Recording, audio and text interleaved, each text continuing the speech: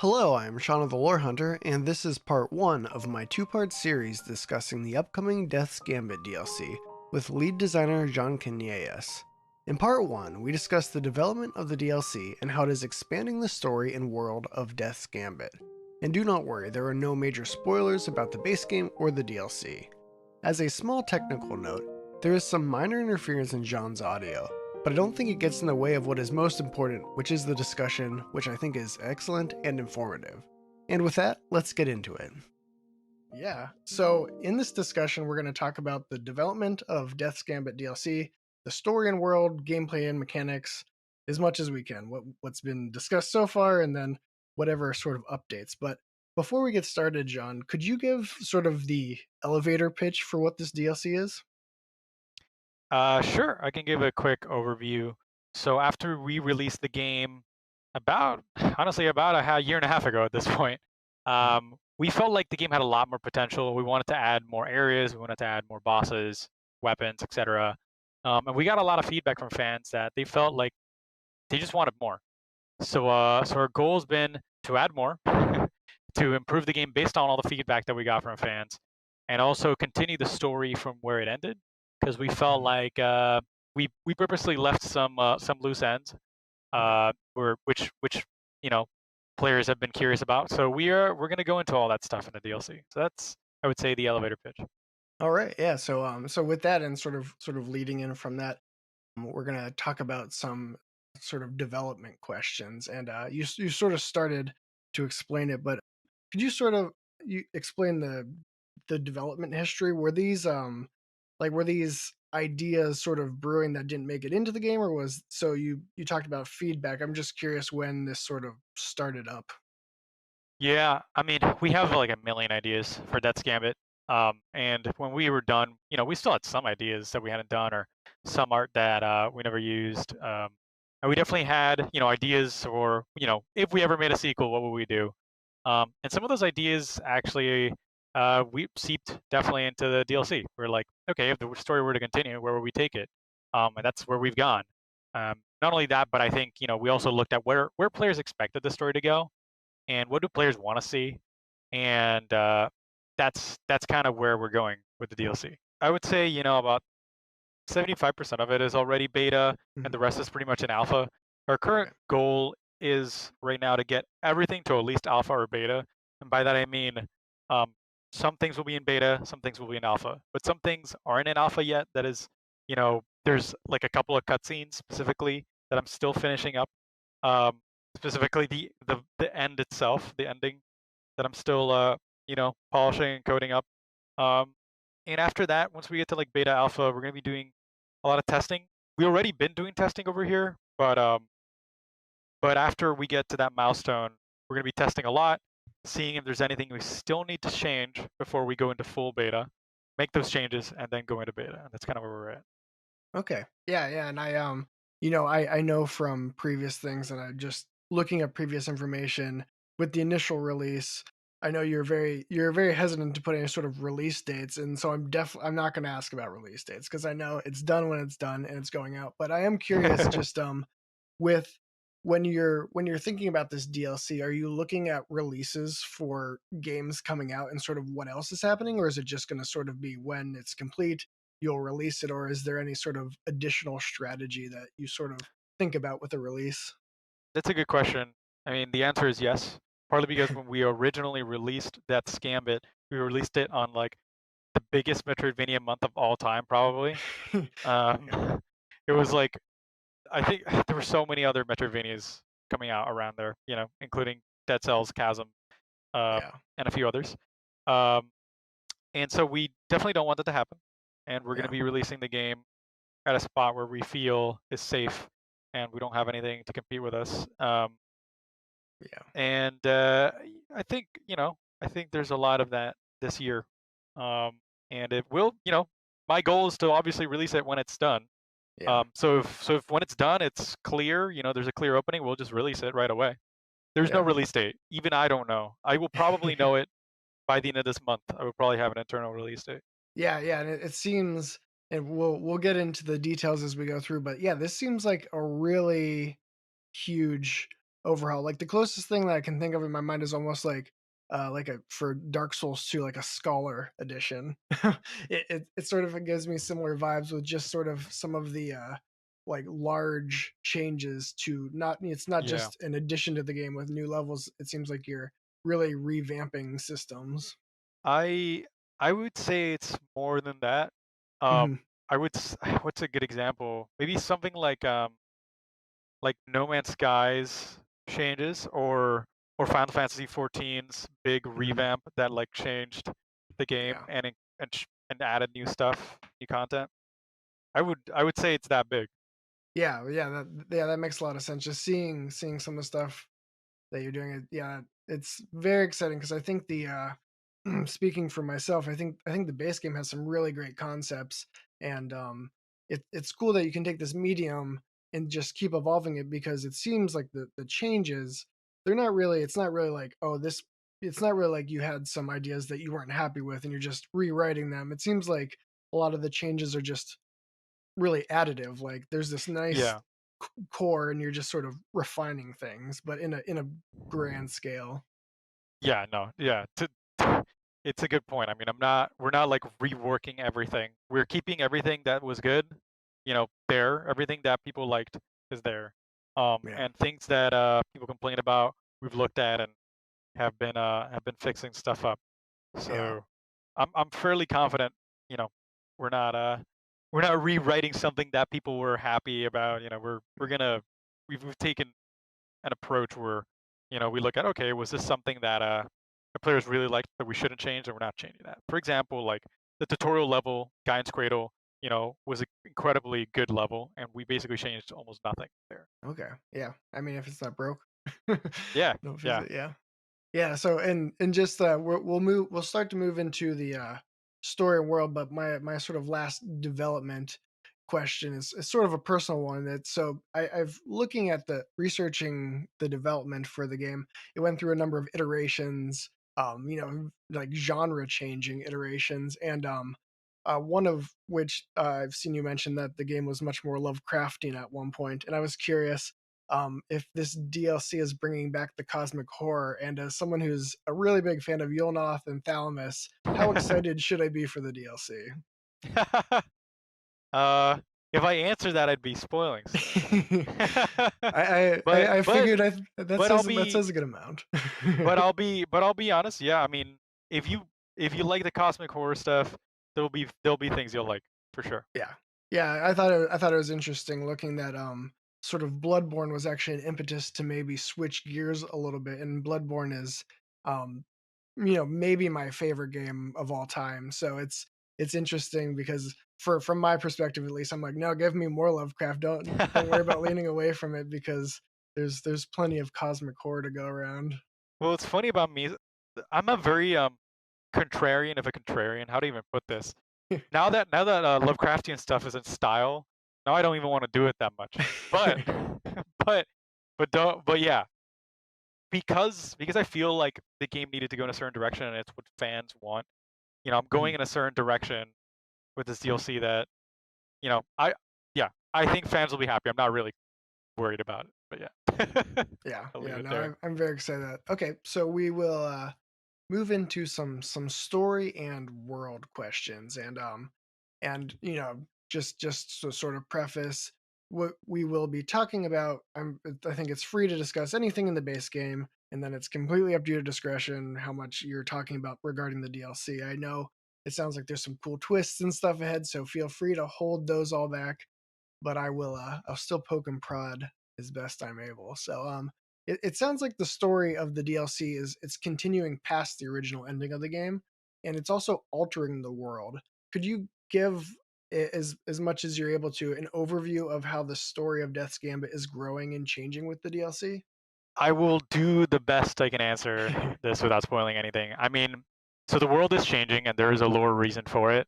Okay. And there is more past the main story, and there's a lot of new areas you can now access in the world optionally. Um, it's this DLC is weird because once you pop in, you're not going to be like, all right, I'm just going to rush the end. You will probably want to re-explore the world and find new areas in every place that you've been to before. Um, you could definitely rush to the end, but you'd probably miss out on a lot of content. Mm. um, and you know, getting to the new ending is also a little bit tricky. So you might mistakenly get the old ending, um, and not. You might just play through the game and be like, wait, I didn't see anything new. If you have to, you're gonna once you pop in the DLC, you're gonna have to explore a lot, and as you explore, you're gonna find all the new content.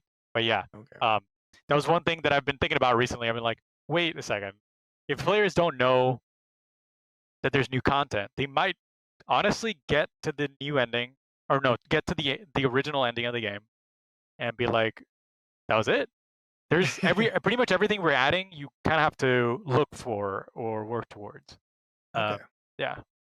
Previously, I believe you mentioned that there's 3 new endings, one sort of a, joke ending, which I'm very interested in myself, but I'm, Yeah. happy to hopefully find that out. So, is this you mentioned a twist that sort of alters the world.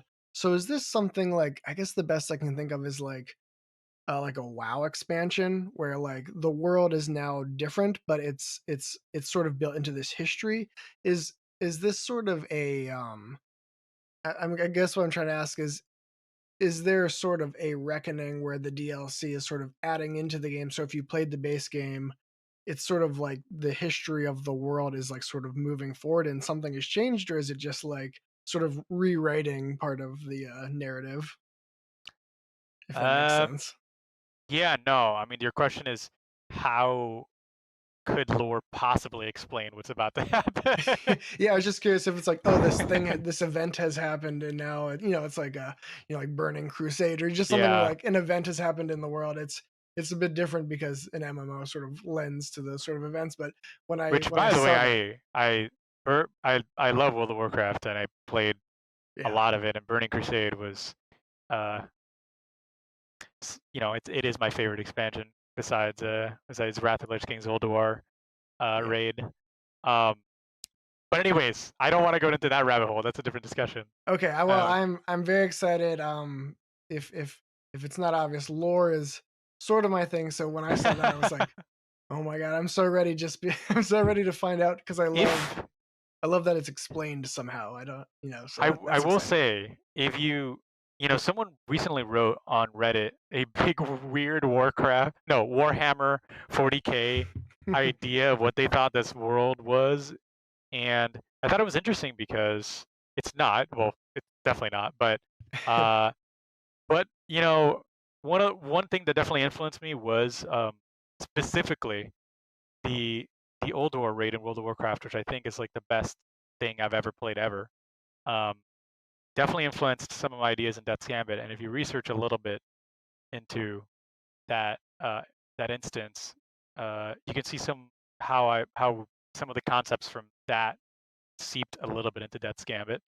Um, yeah, some All right. things will Yeah. be fairly obvious, but yeah, Yeah. um, Okay. Little homework. it's not particularly not these days. Like it's not something I look at now, but when we Mhm. originally concepted the world and the bosses and the levels, you know, that some of that seeped in. Not everything.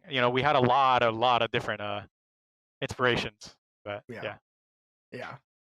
Awesome. As for the original question, um, it's not like a WoW raid in that like, oh, it's just a new level that was there, um, and we just hadn't seen it. Um, there's a bigger lore implication as to why the world changes, and I Okay. can't explain it without spoiling anything. So just think of what could possibly affect, what could possibly affect the world, or Yeah. or Well, cause Soren to be able to, access new areas. yeah. That sounds very interesting. Without prompting you to have any sort of reaction, I'm just gonna say wizards. I feel like wizards are involved, but I won't Well, talk I'll tell about you, any. that's not true. That's not true. It's a lot more Well, meta. okay, I appreciate that probably even more than because I'm also a sucker for any sort of meta commentary, any sort of potential fourth wall type of thing. So I'm very much excited for that. So sort of maybe speaking of wizards, I'm not sure, but I wanted to ask. There will be new NPCs in the DLC. Um, and what can you tell us about any sort of new NPCs or quest lines? Will that be part of the DLC? Yeah, there's new NPCs. Which ones can I talk about and can I go into? We revealed one of them. He's a big fat rabbit. Oh yeah, Um, Big Chungus. yeah, Chungus. Uh, he's in a hidden area. Okay. That's optional. And if you find him, you can buy items from him with carrots. Um, so there's gonna be hidden carrots all over the world now. And you can't see them. If you like walk over an area with a carrot, you'll hear like a sound effect and you'll see like a visual cue that shows Mm, that you stood over a carrot. Um, and they're just hidden everywhere. It's just like an extra collectible to get, and another reason to explore everything. okay. And if you bring him enough carrots, you can buy uh, certain items. I think some auras, some Mm, armor. I okay. forget exactly all the items he has, but he's got some good stuff. I think he also sells some talent points um, Okay. with the carrots. Like you can buy, I think, like either 1 or 2 talent points with carrots. Okay, that sounds awesome. Yeah, It makes yeah, me think of like going around Pokemon, just trying to find the like hidden items that don't show up. But if you just press the button at the right time, I think there might be a yeah, little hint. It reminds me of as a kid, I would just scour the entire map looking for like potions. yeah. It's kind of like that. Yeah. Okay. And so continuing on with NPCs, it sounds like there's also some existing NPCs that will get an overhaul. And I know you've mentioned Ash before. Um, I know you can't get into any story stuff, but what can you tell us about changes to existing NPCs? As in, was it a case of just fleshing out some story ideas, or was it adding some stuff that you didn't get to implement? I'm just curious of the amount of changes that have happened to existing NPCs. Existing NPC changes. There's two that come to mind that get a very big uh story continuation. Or Okay. actually, well, I don't even know what to consider like NPCs or like main characters. Mm. Um, but um, but yeah, I would say, oh man, how do I even answer this? We have a lot of NPCs in the hub, and we have some characters that are like more important than that. And pretty much all the ones that are more important than that, aka Rel, Mhm. Ione, uh, get explored a little bit more. Okay. Um, Partly because I felt like, and fans felt like the ending that they got in the original game was a little bit weird and Okay. unexplained. So Yeah. we are going to go a little bit more and explain more and just play around with those characters a little bit more in the DLC. Yeah. Um, there's there's also a character that's already in here that's going to help craft some items as well. Okay. Um, yeah, that's Okay. Yeah. as far as I'm going with that.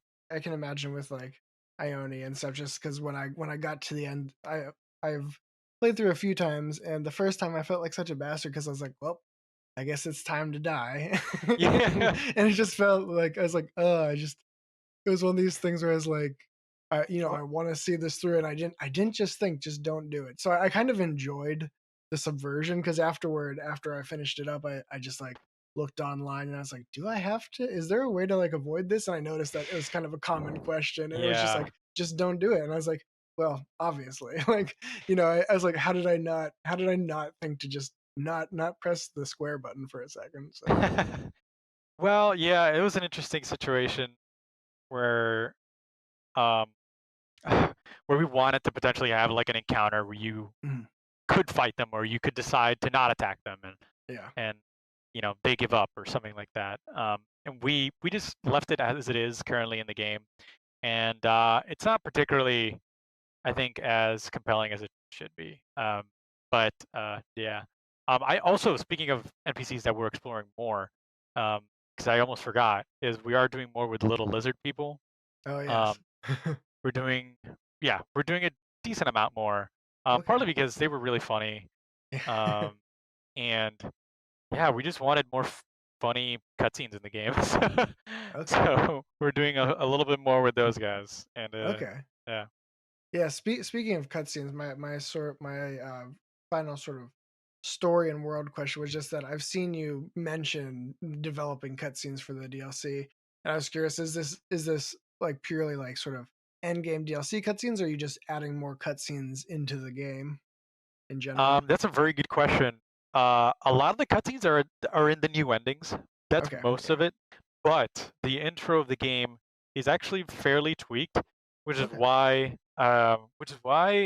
my recommendation for playing the DLC is technically to start a new file. mhm, Although playing your character is totally fine. You know, if you've already been in the game and you just want to play from there, it's totally okay. But you will miss out on some new changes to the intro of the game, okay. um, which explore why the world has changed. And that is what we know about the story and world of the Death's Gambit DLC so far. In part 2, John and I discuss the gameplay and mechanics of the DLC, which features new bosses, new enemies, new weapons, and a completely overhauled talent system that has me very excited. If you enjoyed this video, please give a like and consider subscribing to the channel and checking out the other development videos I have, and ding that bell if you'd like first dibs on viewing my videos as they come out. Thanks for watching and stay tuned for part 2 of Death's Gambit DLC so far.